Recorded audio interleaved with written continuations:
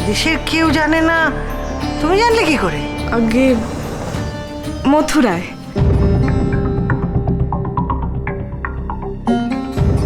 মূর্খ মূর্খ পদ্মাবতী, বড় বেশি কথা বলে। ধন্য বড় বউ, কত রকম রান্না তুমি জানো। আর দিদি, এই ভোগ কিনা স্বয়ং শ্রীকৃষ্ণের মথুরায় দেয়া হয়। গোপাল এই ভোগ পেলে খুব খুশি হবে। সে আর বলতে, ঠাকুর তার পছন্দের ভোগ নিজেই জোগাড় করে নিয়েছেন। যাও বড় বৌমা, ভেতরে নিয়ে গিয়ে রাখো, যাও। দাঁড়াও বড় বৌমা।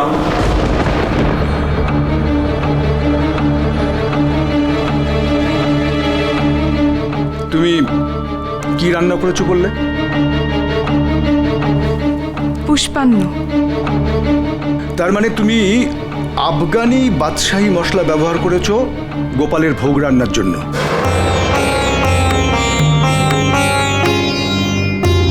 তাই তো, গন্ধ পেয়েই আমার সন্দেহটা হয়েছিল। কিন্তু বড় বৌমা, এ ভোগ তো গোপালকে দেয়া যাবে না।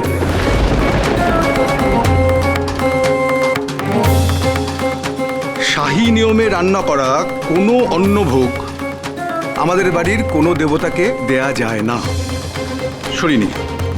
সরিয়ে নিয়ে যাও সবকিছু।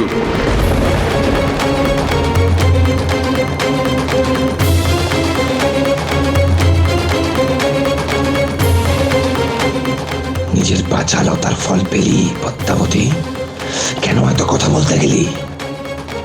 ছোট বৌমা, তুমি কি রান্না করেছো দেখাও।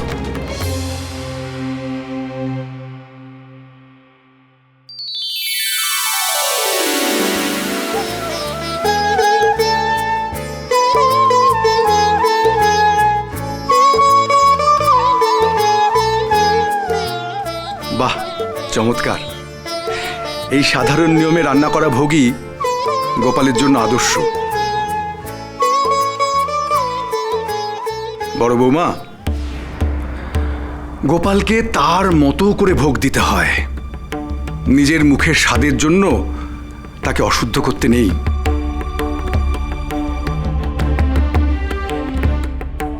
কিন্তু আমি যে শুনলাম সেই ভোগ পুড়ে গেছিল। তা পুড়ে যাওয়া ভোগ কি দেবতাকে উৎসর্গ করা যায় সর্বমশাই?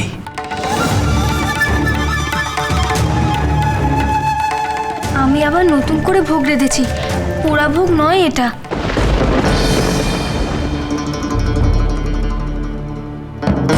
আমি তোমার তৈরি ভোগই আমাদের দেবতাকে নিবেদন করব মা। চলো এবার তাহলে পুজো শুরু করি। এসো কপাল, আমরা দুজনে একসাথে গোপাল প্রতিষ্ঠা করি। এসো। দাঁড়াও নবকুমার।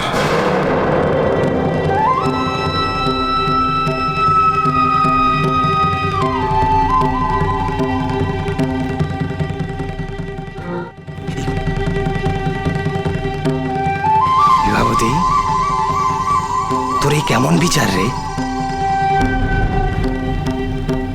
আমি তো নিজেও দেখলাম পদ্মাবতী এই পরীক্ষায় বিজয়ী হয়েছে। তাহলে তো তারই নবকুমারের সাথে গোপাল প্রতিষ্ঠার অধিকার পাওয়া উচিত। পদ্মাবতী তো উপযুক্ত গৃহিণী হিসাবে প্রমাণিত হয়েছে, সেটাই তো ন্যায্য বিচার হওয়া উচিত, তাই না? সাধু বাবা, শেষ বিচারে কিন্তু আমাদের ছোট বৌমাই জয়ী হয়েছে। ঠিক, কিন্তু প্রথম দুটো প্রতিযোগিতায় বিজয়ী হয়েছে পদ্মাবতী। আর শেষ বিচারে এভাবে কপাল কুণ্ডলাকে বিজয়ী করা যায় না। পদ্মাবতী শুদ্ধ চিত্তে দেবতার জন্য ভোগ রেঁধেছে। এবার সে ভোগে কি মশলা পড়লো, সেটা কতটা শাস্ত্রীয়, সেটা বিচার করা উচিত। নাকি এটা দেখা উচিত যে কতটা ভক্তি ভরে শুদ্ধ চিত্তে দেবতার জন্য রেঁধেছে। মানুষ তো নিজের প্রিয় জিনিসটাই দেবতাকে নিবেদন করে, তাই না? পদ্মাবতীও তাই করেছে। কিন্তু কপাল কুণ্ডলা, তো ছোট বউ, ও ভোগ রাধায় এতটাই অমনোযোগী ছিল যে ভোগটাই পুড়িয়ে ফেলল। তারপরেও সে নবকুমারের সাথে গোপাল প্রতিষ্ঠার অধিকার পায় কি করে?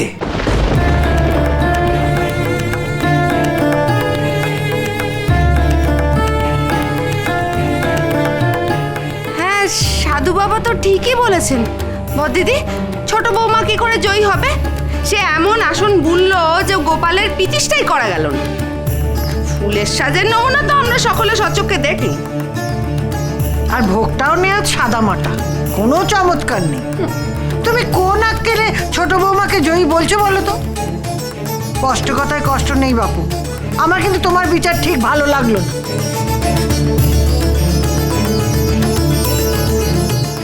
এই তো আমার দিকে আবার মাপকাঠি ঢলে পড়েছে।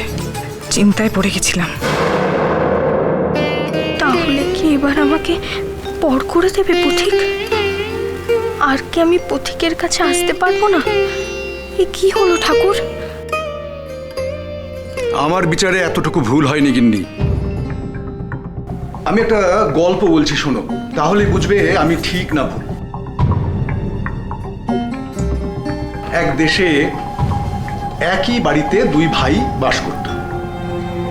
বড় ভাই ধনী সওদাগর, অর্থের কোনো অভাব নেই। আর ছোট ভাইয়ের অবস্থা অতটা সচ্ছল নয়।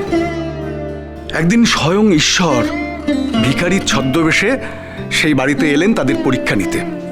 ঈশ্বর বললেন যে আমি অভুক্ত, দুদিন কোনো খাবার পাইনি, আমাকে কিছু খেতে দেবে?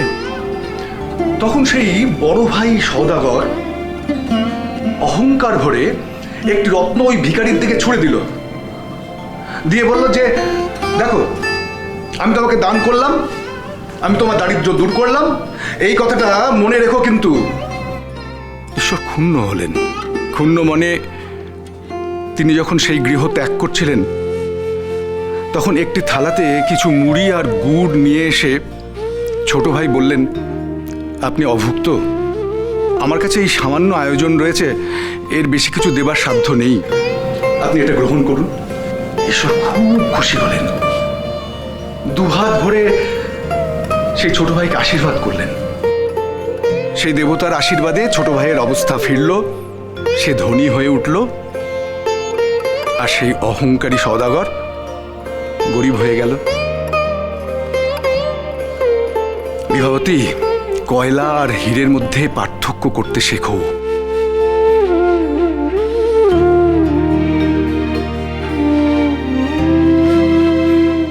এই মেয়েটি ভক্তি ভরে দেবতার জন্য অন্নভোগ বানিয়েছে।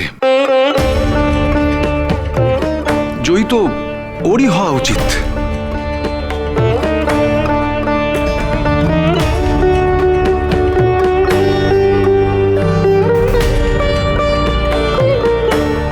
জ্যাঠামশাই ন্যায্য বিচারই করেছেন। কি মুশকিল, এই ভাসুর ঠাকুর এসব বলে সব কেচিয়ে না দেন। সাধু বাবাই বা কেন চুপ করে আছেন? সাধু সাধু, বাহ, এ কেমন অমৃত কথা শোনালি দেবানন্দ। ঠিক, একদম ঠিক। ক্ষুধার্ত গোপালের কাছে গোপাল কুণ্ডলার বানানো সামান্য অন্নভোগী অমৃত। কিন্তু সাধু বাবা, না না মা, না, এই সিদ্ধান্তে দেবানন্দের ওপর আর কোনো কথা বলাই চলে না। একবারে সঠিক সিদ্ধান্ত নিয়েছে।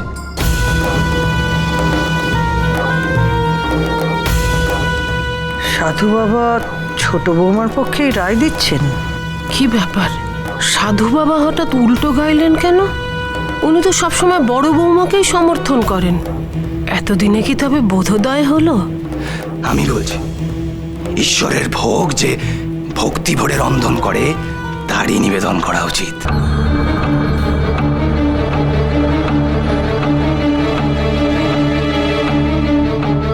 থাক, রায় যখন কপালের পক্ষে, তখন আর আমাকে পদ্মার সঙ্গে থাকতে হবে না। কিন্তু তারই সাথে আমাকে আর একটা কথাও বলতেই হচ্ছে। নবকুমারের সাথে কপালকুণ্ডলা যেমন ভোগ নিবেদনের অধিকার পাবে, তেমনি আসন প্রস্তুতি এবং ফুলের সাজ তৈরি, এই দুই পরীক্ষাতেই জয়ী হয়েছে পদ্মাবতী। আর তার বিজয়ী হওয়ায় 2-1 সংখ্যাতত্ত্বের ভিত্তিতে এই গোটা পরীক্ষায় বিজয়ী হয়েছে মা পদ্মা। সুতরাং পুরস্কার স্বরূপ পদ্মাবতীকে এক পক্ষকাল নবকুমারের সাথে সংসার করার অনুমতি দেওয়া উচিত বিভাবতীর।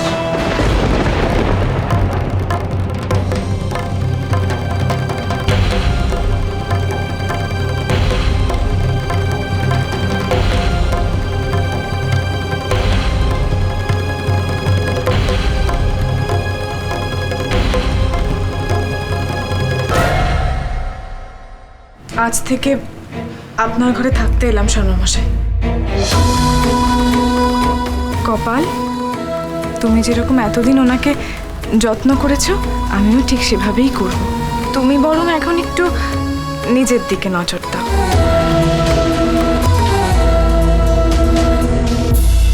আমি যখন এ ঘরে থাকবো না, তখন তো আমার সব জিনিসপত্রগুলো তোমার ঘর থেকে বার করে নিতে হবে।